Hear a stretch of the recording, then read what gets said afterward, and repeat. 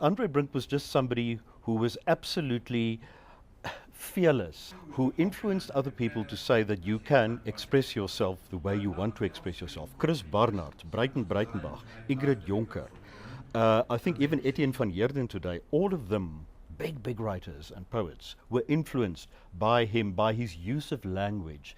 He gave status to the Afrikaans language. Of course, it always had status, but he put it on another level. And I felt proud to be Afrikaans and to write in Afrikaans when I read the way that he described something. Remember, he was also a travel writer.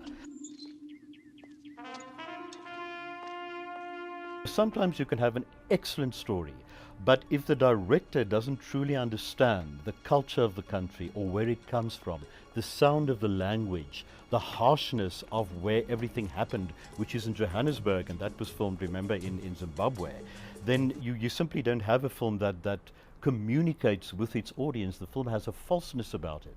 It's not the story, it is the way it was treated. But I enjoyed the journey that I went through with Ben de Tooy, where he went. At that time still I wasn't really politically active, so I saw things and heard things that I wasn't quite aware of, and remember we were in a state of emergency then. So it was a privilege to see the film, but it could have been so much more.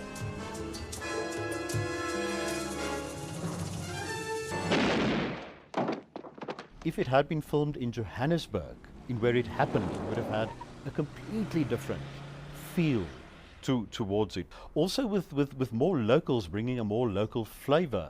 Remember in Sarafina also we had many locals then who could participate, and there was a completely different feel to that film than to this one. So I feel, unfortunately, a very good story that wasn't treated properly. But I suppose if Andre Brink today had written a film script, and a proper film script, it would have been as brilliant as anything else that he wrote as novel.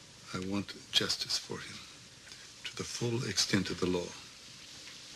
You see, justice and law, Mr. Dutoy, are often just, I suppose they could be described as distant cousins, and here in South Africa, they're simply not on speaking terms at all.